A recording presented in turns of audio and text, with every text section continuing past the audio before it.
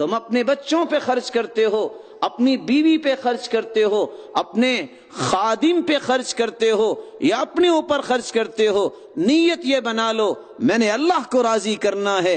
یہ 4 مدات میں کیا گیا خرچ خواہ وہ کروڑوں سے تجاوز کر جائے، قیامت کا دن ہوگا تمہارے نام اعمال میں صدقہ لکھا ہوا ہوگا۔ رسول اللہ صلی اللہ علیہ وآلہ وسلم نے دوسرا پیغام دیا ہے زندگی کے آخری سانسوں میں، کیا فرمایا؟ الصلاة وما ملکت ایمانکم، لوگوں نماز کا خیال کرنا، اس میں سستی نہ دکھانا اور اپنی متحتی میں کام کرنے والوں کے ساتھ نرمی کا برتاؤ کرنا۔ الصلاة وما ملکت ایمانکم، نماز کی پابندی اور وہ بھی باجماعت نماز پڑھنا، یہ سیرت کا پیغام ہے میرے لیے بھی، آپ کے لیے بھی، پوری کائنات کے لیے۔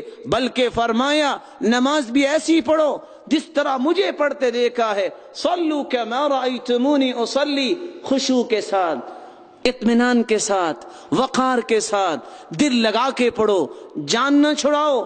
سبب کیا ہے؟ رسول اللہ صلی اللہ علیہ وسلم نے فرمایا ان الرجل لینصرف من صلاتی، بسا اوقات انسان نماز پڑھتا ہے، سلام پھیرتا ہے، وما كتب له إلا 10 صلاة تسعها ثمنها سبعها سدسها خمسها ربعها ثلثها نصفها، سلام تو پھیر گیا لیکن نماز کا 10واں حصے کا ثواب اس کو ملا، کسی کو 9ویں حصے کا، کسی کو 8ویں 7ویں 6ٹھے اور 5ویں 4تھے اور 3ے، اور کچھ لوگ آدھی نماز کا ثواب لے کے جاتے ہیں۔ تسلی سے نماز پڑھو، خشوع کے ساتھ، دل لگا کر، لذت لے کر، اور جو لذت لے کے نماز پڑھتے ہیں اللہ کے ساتھ تعلق مربوط ان کا ہی ہوتا ہے۔ اس لیے فرمایا ان الرجل لیصلی 60 سنہ، ایک آدمی 60 سال نماز پڑھتا ہے، عمر تو اس کی 70 سال ہوگی نا، کیونکہ 10 سال میں نماز فرض ہوتی ہے۔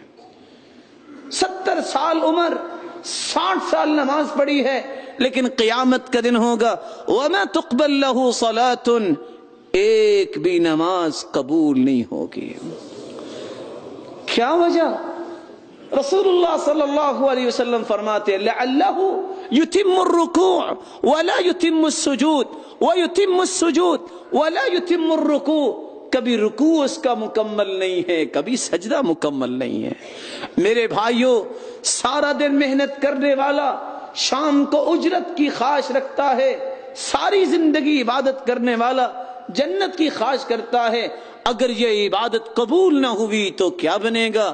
اس لیے رسول اللہ صلی اللہ علیہ وسلم نے فرمایا اسوأ الناس سرقہ الذي يسرق من صلاته لا يتم ركوعها ولا سجودها ولا خشوعها، سب سے بڑا چور وہ ہے جو نماز کی چوری کرتا ہے، کبھی رکوع مکمل نہیں کرتا، کبھی سجدہ مکمل نہیں کرتا اور کبھی خشوع مکمل نہیں کرتا۔